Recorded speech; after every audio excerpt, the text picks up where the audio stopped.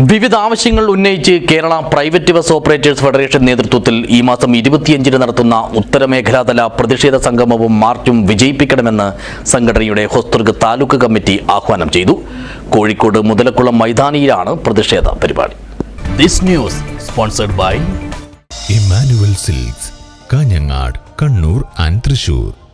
Bus പെർമിറ്റുകൾ നിലവിലുള്ള കാറ്റഗറിയിൽ യഥാസമയം പുതുക്കി നൽകുക, വിദ്യാർത്ഥികൾക്കുള്ള യാത്രാ നിരക്ക് കാലാനുസൃതമായി പുതുക്കി നിശ്ചയിക്കുക, ഏകപക്ഷീയമായി ഈ ചലാൻ വഴി പിഴ ചുമത്തുന്നത് ഒഴിവാക്കുക, നിസ്സാര കാര്യങ്ങൾക്ക് തൊഴിലാളികളുടെ ലൈസൻസ് റദ്ദു ചെയ്യുന്ന നടപടി അവസാനിപ്പിക്കുക തുടങ്ങിയ ആവശ്യങ്ങൾ ഉന്നയിച്ചുകൊണ്ടാണ് Kerala private bus operators federation നേതൃത്വത്തിൽ ഈ മാസം 25-ന് ഉത്തരമേഖലാതല പ്രതിഷേധ സംഗമവും മാർച്ചും സംഘടിപ്പിക്കുന്നത്.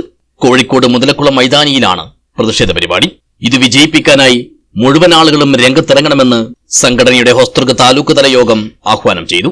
പ്രതിഷേധ സംഗമത്തിൽ താലൂക്കിൽ നിന്നും 50 ആളുകളെ പങ്കെടുപ്പിക്കാനും തീരുമാനമായി.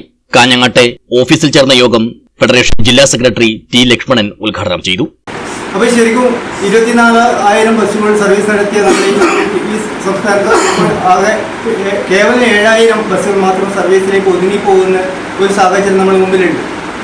അപ്പോൾ ഇത് പറയുമ്പോൾ തന്നെയാണ് വിദ്യാർത്ഥികളുടെ ചാർജ് നിരക്കുമായി ബന്ധപ്പെട്ട് നമ്മൾ നിരവധി കാലമായി പ്രക്ഷോഭം നടത്തുന്നുണ്ട്. മാറി മാറി വരുന്ന സർക്കാരുകൾ ഇതിനൊരു കമ്മീഷൻ വെച്ച് വർദ്ധിപ്പിച്ചു തരാമെന്ന് പറഞ്ഞാൽ ന്യായമായ ഒരു നിരക്ക് വർധന ഇതുവരെയും സർക്കാർ നമുക്ക് അനുകൂലമായ ഒരു നിരക്ക് വർധന ഇതുവരെ തന്നിട്ടില്ല എന്നുള്ളതും ഒരു വസ്തുതയാണ്. ആ സമയത്താണ് 5 രൂപ OP ടിക്കറ്റ് പൈസ 5 രൂപയിൽ നോട്ടില്ല, ചില ക്ഷാമം പറഞ്ഞ് 10 രൂപ OPൻ്റെ ടിക്കറ്റ് നിരക്ക് വർദ്ധിപ്പിച്ച സർക്കാർ 1 രൂപക്ക് നമ്മളെ സ്വകാര്യ ബസ്സുകളിൽ വിദ്യാർത്ഥികൾ കൊണ്ടുപോകണമെന്നത് ഇത് നശിപ്പിക്കുക എന്നുള്ള ഒരർത്ഥത്തിൽ മാത്രമാണ് ഗവൺമെന്റിനെ നോക്കിക്കാണുന്നത് നമുക്ക് മനസ്സിലാവുന്ന ഒരു സാഹചര്യത്തിലാണ് നമ്മളിപ്പോൾ ഈ കാര്യങ്ങൾ പോകുന്നത്. ചടങ്ങിൽ താലൂക്ക് പ്രസിഡന്റ് M ഹസൈനാർ അധ്യക്ഷനായി.